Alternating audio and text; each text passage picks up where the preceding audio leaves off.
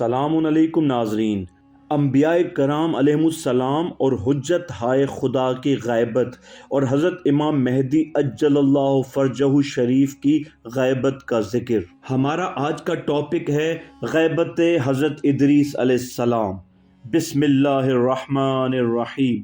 ابو جعفر محمد بن علی الباقر نقل کرتے ہیں کہ امام محمد باقر علیہ السلام نے فرمایا، یہ اس وقت کا واقعہ ہے کہ جب حضرت ادریس علیہ السلام کی نبوت کا آغاز تھا۔ اس وقت ایک جابر بادشاہ حکمران تھا۔ ایک دن وہ اپنے عمدہ آب و ہوا والے مقام کی تفریح کے لیے نکلا۔ اس دوران وہ ایسی سرزمین سے گزرا جو نہایت سرسبز اور حسین تھی، اور وہ ایک مومن بندہ خدا کی تھی جو بادشاہ کے دین کا تابع نہیں تھا۔ بادشاہ کو وہ سرزمین پسند آئی۔ اس نے اپنے وزیروں سے پوچھا کہ یہ زمین کس کی ہے؟ انہوں نے کہا، ایک مومن بندے کی ہے جو بادشاہ کے غلاموں میں سے ہے اور وہ آپ کے دین کا مخالف ہے۔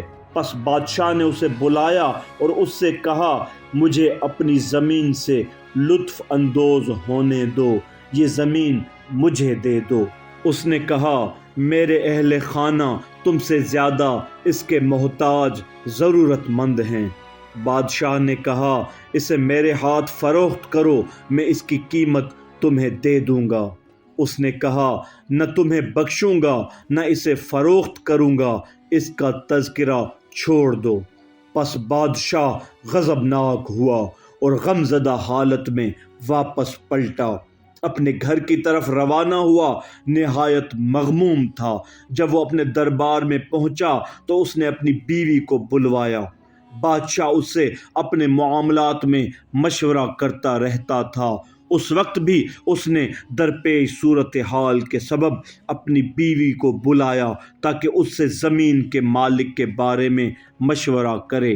پس جب وہ دربار میں پہنچی تو دیکھا کہ بادشاہ کے چہرے پر غیظ و غضب کے آثار ہیں۔ اس عورت نے پوچھا، کس چیز نے تمہیں اتنا پریشان کر دیا ہے کہ تمہارے چہرے سے غیظ و غضب نمودار ہے؟ مجھے بتاؤ اس سے قبل کہ تم کچھ کر بیٹھو۔ پس بادشاہ نے اس زمین کے بارے میں بتایا اور جو کچھ اس کے مالک سے کہا تھا اور اس کے جواب کے بارے میں بتایا۔ اس عورت نے کہا، اے بادشاہ، غصہ پریشانی کا حصہ ہے جو حالات کو اپنی پسند کے مطابق بدل نہیں سکتا اور نہ ہی ہدف کے حصول کا انتظام کر سکتا ہے۔ پس اگر تم اس بات کو ناپسند کرتے ہو کہ بغیر کسی بہانے اس کو قتل کرو تو اس کا انتظام میں کرا دیتی ہوں اور اس کی زمین کو تمہاری ملکیت میں تبدیل کر دوں گی، اور یہ کام اس طرح ہوگا کہ تمہاری رعیت تمہیں حق بجانب سمجھے گی۔ بادشاہ نے پوچھا، وہ بہانہ کیا ہوگا؟ اس نے کہا، میں اپنی قوم ازارقہ نیلے آنکھوں والی قوم میں سے چند ایسے لوگوں کو جانتی ہوں جو میرے ہم عقیدہ اور ہم مسلک ہیں، یعنی جو بادشاہ کے دین کے منکر کے قتل کو جائز تصور کرتے ہیں۔ میں ان لوگوں کو اس شخص کی طرف بھیجوں گی تاکہ وہ اسے تمہارے پاس لے آئیں، اور وہ لوگ تمہارے سامنے اس کے خلاف یہ شہادت اور گواہی دیں گے کہ یہ شخص بادشاہ کے دین اور مسلک سے بیزار ہے، پھر تم اس کو قتل کرا دو۔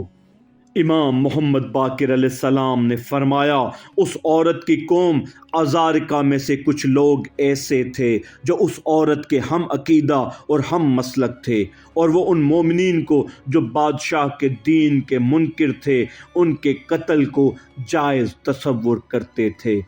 پس اس عورت نے ازارقہ کے اس گروہ کو بلا بھیجا۔ وہ لوگ حاضر ہو گئے تو انہیں حکم دیا کہ تمہیں فلاں رافضی کے بارے میں بادشاہ کے سامنے یہ گواہی دینی ہے کہ یہ شخص بادشاہ کے دین کا منکر ہے۔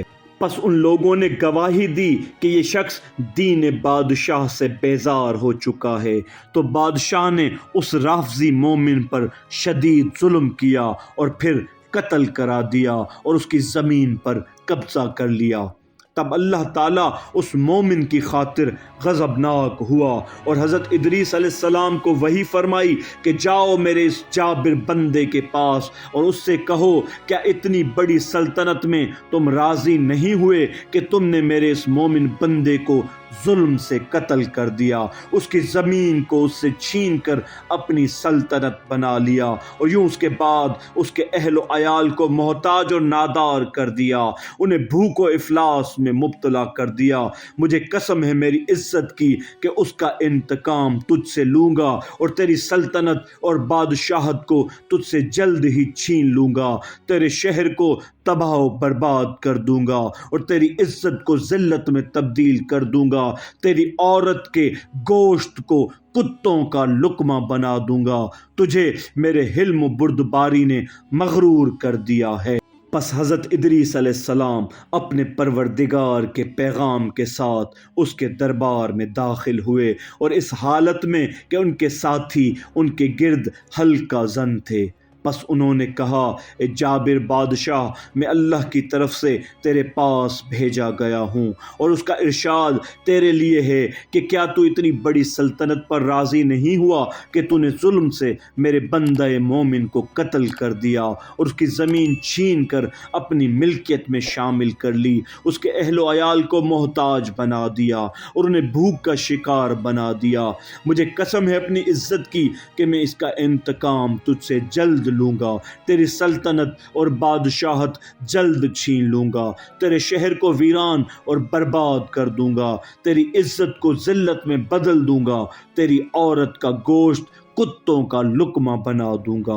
اس جابر حکمران نے کہا، اے ادریس، میرے دربار سے نکل جاؤ، تم ایسی باتیں اور کام نہ کرو کہ تمہاری جان میرے ہاتھوں ضائع ہو جائے۔